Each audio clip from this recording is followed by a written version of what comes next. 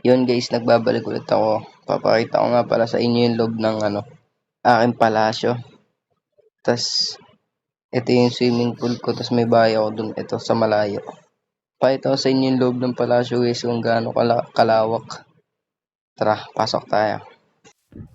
Yun guys, papasok na nga tayo dito sa loob, tapos papakita ko na nga sa inyo dito yung mahabang hagdanan, tapos aakyati ko siya. Pero bago ang lahat, naglalakad muna tayo dito ng dahan-dahan kasi ayoko magpadali. Pag nagpadali kasi pwede ako madapa, tapos nandiyan na nga na dire-diretso nauntog pa ako, pero ayos lang yan. Ayan, paikot-ikot, medyo nahirapan ako dyan. Tapos yan, medyo challenging kasi tingnan mo, medyo naglalag siya. Napakailan signal ko, baka yung cellphone ko na yung naglalag, pero ayos lang yan. Patuloy pa rin tayo rito. Pero yan, papakita ko na nga sa inyo rito yung aking bed. Yan, bababa na rin kagad ako kasi nailip na ako. Yan, in-skip ko na, tapos papakita ko nga pala sa inyo yung jungle.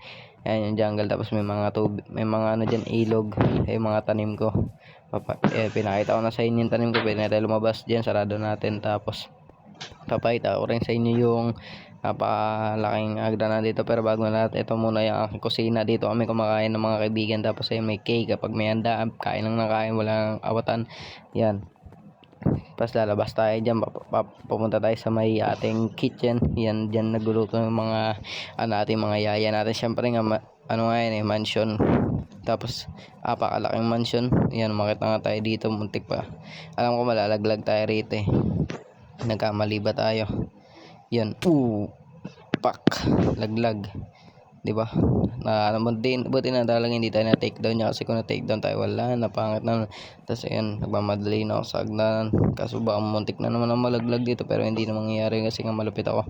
Yan, nagmamadali ako dyan kasi nga maraming mga ano dyan pasikot-sikot, kumbaga napakalawak niya, tapos hindi mo na alam kung saan pupunta, ano yung unahin, kung sino pa ba, kung siya na lang ba o iba na lang, aray ko. Yan, pero bakit ako dyan sa hagdanan na yan, may papakita ko sa inyo yun. Ayan, dyan natutulog yung aking mga kaibigan. Tas siguro yun, mga 20 ba o 20 kwarto yan, alam ko Tas ayan, dyan ako natutulog syempre. Pang mga pang mga boss, alam niyo yun, mga ganun. Yan, pang boss. Tapos papakita ko rin sa inyo rito yung papasok ako dyan, tapos naglulog, tapos nakatagos ako dyan. Tingnan nyo, nagkamali pa talaga ako dyan.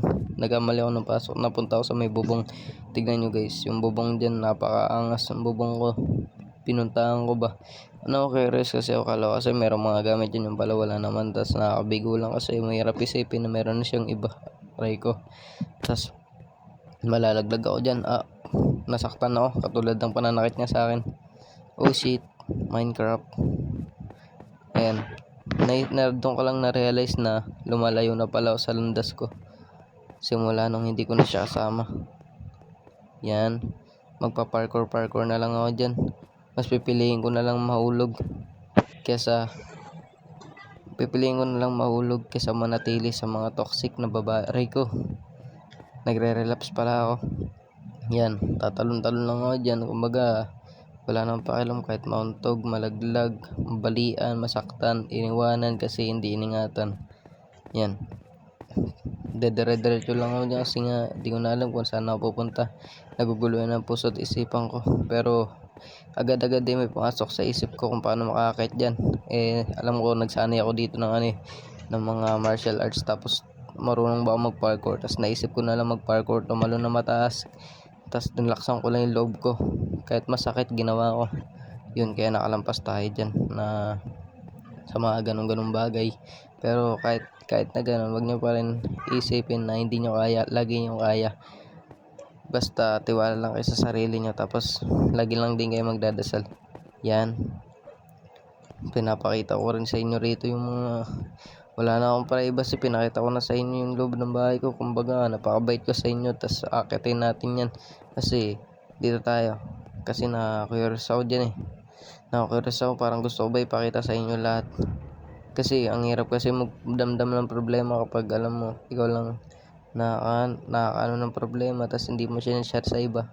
Maganda meron din mga nagka-counsel sa'yo. Yan, tinignan ko nga pala yun. Tas medyo nanghihina na ako dyan kasi nga dire-diretso yung natin yung paglalakad natin, tapos walang pahinga-pahinga. Kumbaga, okay lang na mapagod ako. Basta may pakita ko lang na kaya ko. Yun oh. Yan. Akit lang ako dyan. Tapos, titignan ko. Napakaano yan. Napataas dyan. Tignan nyo guys. Tapos, paikot-ikot lang ako. Pinapaikot-ikot nyo lang ako. Yan. Dire-diretso. Dire-diretso. Tapos, ikot ng ikot. Wala namang papupuntahan kung saan pupunta. Tapos, pero darating din yung dulo na mapapagod ka. Yan. Punta lang. Kahit saan na lang ako pupunta. Di ko na alam kung saan ako pupunta. Pero may mga aso ko dito na natiling nandyan kahit naman wala na siya. Aray ko. Tapos bubuksan ko yan. Alam ko yun yung pinakadulo. Yun na. Mukhang sumasabog na yung butane namin. Tapos ito na yung pinakamaganda dyan. Yung pinakamataas sa pinakamaganda sa lahat. Yan. Ito na yung Tapos sumabog yung butane. Nakatakot. Guys, di natin tatapusin to guys. Kasi tatalon na rin ako dyan.